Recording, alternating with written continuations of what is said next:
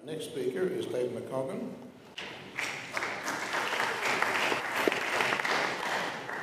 I tend to be the light relief in conferences like this, which is I'm pretty sure why Ray and the other organisers invited me, so put up with this. This, in fact, was my mother, Doris, and I'm going to come back to what the importance of her in this story. What I want to do is talk to you about technology. I have been studying the effect of everyday technology on people's lives now for about a quarter of a century, beginning here in my native Australia and then mostly in Asia over the last 20 years. And what I've been trying to do is to try and understand, well, what really is the important technologies that matter to people and why do they matter to them? So let me start off with the way I normally start a piece of research, because I work in an ad agency, so obviously I'm mentally challenged. I have to go onto Google and I can't read, so I have to go to the pictures on Google. I type in the phrase, most important technology ever, and this is what comes up on the top of the page. The most important technologies ever. Now, I do understand the role of coffee first thing in the morning. Probably, given the fact that I've just arrived after spending the night on a plane, I need a few pills to stay awake. And yes, it's certainly true that we could argue, and I think the point I want to get to is most people mistakenly argue that things like the mobile phone is such an incredibly important technology, but we all know that there are many other things that count. And I did think it was quite relevant that top of the page was this cartoon. Before I write my name on the board, I'll need to know how you're planning to use that data, which probably is very appropriate. I didn't plan it, it was really there. I started thinking about this particular thing, subject not for this conference, but for a conference I was asked to do last year. So at about this time, 2 years ago, I was beginning to think about something that somebody asked me to talk about. And it got me thinking about this subject of what's the most important technologies in people's lives. Now, very appropriately, just after I started thinking about it, The Economist printed this cover page. Will we ever invent anything this useful again? And my argument would be, probably not. But in fact, this is the most important technology in the world, in world history, and it probably will remain the most important technology. Now, fortunately for me, at about the same time as I was thinking about this, other people did as well. So I'm not going to show you the video, but maybe some of you have seen the Matt Damon toilet strike videos. So about 2 years ago, Matt Damon came out using November 19th, which really is World Toilet Day, UN sanctified day, sanctioned day, and he came out to celebrate the fact that more people in the world now have mobile phones than have toilets. There is something dysfunctionally wrong with our world, that something like 40% of the world's population does not have access to a toilet. 40% of the world's population. And he points that out in the video based on a lot of data that has actually been proven and corrected that toilets have saved more lives than any other technology in the history of mankind. So, I start thinking about toilets. Now, most of you come from Sydney, I'm guessing, and a few interstaters, and maybe a couple of people like me coming from Hong Kong or Japan.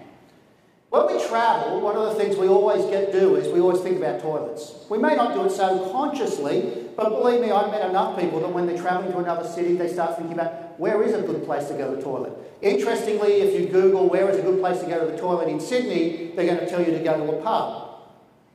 That's the only place you're going to find a semi-clean public toilet, apparently. You can disagree with that. But we judge our homes by our toilets. More importantly, we judge other people's homes by toilets. Think about it when you go to visit somebody and you go to the loo. What's it like? Is it like this loo? Gold-plated handles. This is from the harem in Istanbul, in the palace there. Is it a squat toilet, as is still common in many homes and facilities in large parts of Asia and the Middle East, etc.? Is it a Toto toilet with all the latest technologies built into it so that it not only allows you to sit on a comfortably warm seat, 3 different temperature controls depending on the time of the year, but it also allows you to have vibration to help you get movement going. It has the right sound effects to cause the trickling sound so that it makes you feel more comfortable. It also has a sensor so that when you pee into it, it actually measures 17 different body functions, including the sugar levels in your urine. Maybe you have one of those at home. The latest version of the top-end Toto, by the way, is $45,000 for a toilet. We gather information about toilets, we worry about toilets. Toilets, of course, have not only a sense of the vernacular, they're a sense of humour. We all have our stories, I'm sure, about toilet jokes. We've all heard many toilet jokes. I always find it fascinating that the crapper really was invented by Mr. Crapper. We've seen toilets of many styles. They're beautified in many different ways. Some of them are a bit bizarre, some very bizarre. Why we want to go to that, I'm not too sure.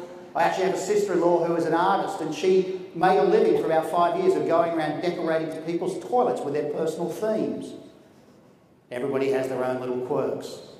But the lady that really made me think about toilets was this lady, Kun Pim.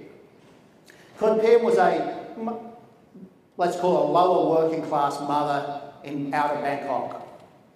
I did a study a number of years ago, starting off in Bangkok, where we were actually working for a big electronics manufacturer, trying to understand what was important about the electronics that people used when they were setting up a home, particularly in the developing world, and particularly in the newer, just nascent middle classes of the big Asian cities. We took, in this particular case, Kun Pim and 99 other mothers like her, and we gave them one of those little old throwaway cameras, 24-shot throwaways, and we said, here's this camera, we want you to go home, and overnight we want you to take photos of everything you will miss the most if everything about your home disappeared tomorrow. We'll collect the camera in the morning. So we did that, handed them out, collected the 100 cameras the next day, printed out all the little photos, put them up on a big wall like this and looked at what was common. The first thing we noticed was that, not surprisingly, like Kun Pim, every single one of these mothers took a photo of their children. Not a single one of these mothers took a photo of their husband. Seriously, not one. First learning. We'd asked them to take photos of what was most important about their home. They said, yes, my child is the most important thing about my home. My husband is the most important thing about the house. Different thing. He's about getting the building. He's not about the heart.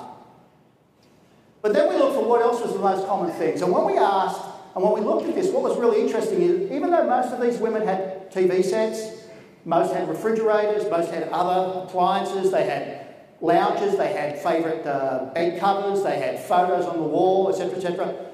The one common factor, every single mother that had one took a photo of this. The thing that she took most pride in her home was a Western-style flushing toilet. The only women who did not take a photo of their toilet, we found out on post-discovery, were women who only had traditional, old-fashioned Asian-style toilets, squat toilets. If you had a flushing toilet, that was the most important thing in your home. And why? Because it put you on the grid. It made you part of the connected world. Let me explain in Kun Pim's roughly her words. Of course, our television and refrigerators are important. Many of our relatives don't have all the appliances we have, but then again, many do. Even my cousins in my village up country have television. After all, if they can get electricity, even by connecting it through a long line stealing it from the power lines on the highway and leading a long line into their grass huts, they can have a television. But when we moved to this apartment, we got something my cousins cannot have. We got connected to the toilet system. We got connected because to be in the toilet system meant you had to have the right sewerage, which meant you had to live in the right buildings, which meant you had to live in the right area, which means that you had moved into a different class of society. Now, at the time, sitting there in my Bangkok office, and by the way, we did exactly the same study in Kuala Lumpur, in Manila, in Guangzhou, and we got exactly the same results. So I'm sitting in my office in Bangkok at the time, looking at all these photos, looking at this, and at that point I'd been living in Asia a couple of years, and I'm smart-ass Aussie white boy sitting in Asia going, yeah, look at this. And then it suddenly struck me. My mum, Doris. I was born and raised out of Mount Druitt, on the outskirts of Sydney, for those people who don't know Sydney well. Way on the outskirts. And when I was living out there, you can tell I'm pretty old, right? So when I'm living out of Mount Druitt as a kid, it was rural. I mean, I walked through a wheat field to get to school every day, to Colton Primary. At 8, we moved. We moved to North Rocks, just near Parramatta, middle-class suburb. And here's was the big learning for me. The first day that we moved into that new house, whatever it was, 15 kilometres away, my brother, I was 8, my little brother was 5. We cried all day because, you know, we were moving house, school, friends, all that sort of stuff. My mother cried all day. Do you know why she cried? My mum was born in London, raised in London. She was an accountant.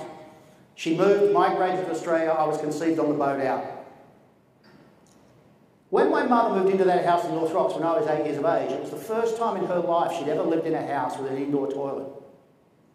For her, that meant she'd finally made the middle class. We had all the other accoutrements. We were the first people in Mount Druitt to get a television set. But no. It was the indoor toilet that defined we've now made it into the middle class. Because she'd grown up in a London where this was the type of toilet that she'd had. Now that says the 18th, where is it gone? She was brought up with that sort of toilet. From the 1860s to the 1960s, the toilets didn't change. This is the way in which the world shifts. This is technology that matters to people. Now, toilets have always been a part of the way in which we did social activity. This is a Roman toilet. If you go all over Europe and the near Middle East and you look at ancient Roman toilets, you're going to find they're always built like this. The important thing you'll notice is there's no divider between the seats, because Romans built their toilets specifically as social media centres. It was the place you went to gossip. You sat there, relaxed. The most relaxed body position in the world is to sit on the toilet. It is physically the most relaxed you can ever be. You sit back, relax, have a chat to the guys around you. Maybe we still try to do it when we're on holidays. Toilets have been social mediums in many other ways, as defining barriers within societies, as ways in which we illustrate our own creativity on a constant basis. Some of the oldest graffiti we know of in the world was on toilet walls. And if you think about the toilets graffiti that you've seen your whole lives, what's the difference between this and Pinterest and Twitter? It's all about being creative. It's all about saying, here I am. It's all about expression. Toilets are a fundamental social medium and have been perhaps the most important social medium in the world for thousands of years. It discredits the whole idea, the notion that we have, that many of you will have been repeating this last 2 days and will have been repeating for the last 3 or 4 years, this term social media. What we call social media is a tiny part of the fabric of social media that we've all been living with all our lives, and that our generations and generations of ancestors have lived with. Thousands of years of philosophy, wisdom, social interaction, selfies. Going way past the Romans, going right up to today. We know that toilets are still a place in which we feel relaxed enough to reveal ourselves in so many ways. These signs go up on walls of toilets not as a joke, but because people really do use the toilet to socially behave. There's an interesting cafe I used to frequent in Modernity, which is a suburb of Tokyo. I lived there for 10 years. This particular cafe, very trendy in a very trendy part of town, there was no Wi-Fi in the cafe. Very interesting, except in the toilet. The only place you could use your Wi-Fi was in the toilet. Why? Because the owner said, look, when you're in my cafe, I like you to socialise in person. I like to cause people to speak. So he only had communal tables. But when you're in the loo, I know that you're going to be actually doing this stuff anyway, and that's where you feel most relaxed, so say whatever you want. But we know that statistically, every piece of research I see says at least 38% of young people admit they do this stuff in the toilet, and I'll guarantee way over 38% of you use the toilet to catch up on your texting or go look at your favourite porn between breaks in this conference. We do that. So I want you to think about this. The reason why I give these talks is not to show you some new fantastic technique, not to be an expert on the formulation of new ways to do market research, but to get people within the market research industry to start maybe thinking a little bit more laterally about things. But when we think about technologies, what really is important to people? When we think about social media, what is the social mediums that people are using every day that are really fundamental to their lives? not just for the young and up-and-coming middle class of Asian cities, but here in Sydney, for example. How are people really expressing themselves? What are the social mediums that really count? And are you measuring those and looking at the impact of those, or if we take the shortcut? And my concern about social media, the way we normally talk about it, when we talk about Facebook and Twitter, etc., is that's a tiny part of the social media platform, but because it simply seems to be easier to measure, that's the one we get ourselves wrapped up in. Maybe we shouldn't do that. Maybe we should think about the things and the technologies that really do define who we are, that really are the sources of our pride, but also the sources of our defining ourselves. Maybe we should think about the different technologies that help us live the way we want to live, and don't ignore those because they may be politically incorrect or because we don't think of them as modern, current, defining social technology. Thank you very much. Thank you very much. We'll take questions for the talk. I'm sure many of you will not forget. Yes, that's the Toilet Museum, which is just outside Seoul in Korea. Hi Dave, there's a couple of trends going on, certainly in the Western world, one of which is fewer and fewer public toilets, and another one is the growth in houses that have a guest toilet, so you don't get to see the host's toilet. What do you think that is saying about society? Well, yeah, the interesting thing is the reason why we don't have as many public toilets is public policy. It's not because it's about access, it's about limiting people's access. It's a bit like those cities of the world that have cut out altogether having public rubbish bins on the streets. The principle is if you don't have public toilets, it creates less mess. It's also a way in which we can cut costs, but more importantly, it creates less mess. There's a lot of work being done on the role of the number of toilets we have and why it is that we have to have separate toilets for each bedroom or separate toilets for the kids or separate toilets for visitors, etc. And this goes back to public expression. And it goes back to fundamentally the thing that the toilet is the number one source of deriving what kind of person you are in terms of the cleanliness. We all know, for example, you all know the statistics, the cleanest room in the house is always the toilet. If you're going to eat off the floor of any room in anybody's house, go to the toilet. Because 60% of all antiseptics used in a home are used inside the toilet. 60%. The rest of the house is germ filthy. Toilet seats are relatively clean. I'm sure there was a big article that came out last week, was floating around on all the social media platforms like Facebook, etc., about all the different types of regular behaviours. For example, a typical toilet seat in a typical American home and that same person's mobile phone, this has 3,000 times more bacteria on it than their toilet seat.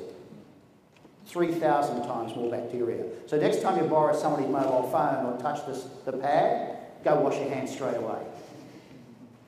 I might just comment on an interesting medical irony in relation to what you've just said about the germ content, etc. Because there's a basic revolution taking place in the medical profession about the significance of germs. Traditionally, germs are your enemy, they're bad. In fact, we now think that the dramatic rise in autoimmune disorders throughout the world, asthma, multiple sclerosis, allergy to peanuts, etc., is because we are too clean. True. And because we are not exposed to a wide range of bacteria that we have evolved with that are in fact our friends. And this is in fact in turn reflected, I suppose, in your attitude to the toilet as well. So that is probably changing, and I suspect your talk... There's an interesting corollary to that. I move countries every few years in different parts of Asia, and every time I move to a different country, there's a natural disaster happens. It just follows me. So I happened to live in Hong Kong during SARS previously. And when SARS happened, probably you all understand that the biggest significant change that came out of SARS was the increase in the sales of antiseptic products for the home. And it's been actually talked a lot about in the Hong Kong medical profession, that SARS in a lot of ways, while it scared people a lot, it actually did more harm than good. Because what actually happened was we have this freakish thing about using hand sanitisers everywhere we go. And so all public buildings, etc., will have these public toilets will have these hand sanitation things. So we're now depriving our mouth of the incoming bacteria that they should be getting used to. Are there any further questions? Then thank you so much, that was fascinating.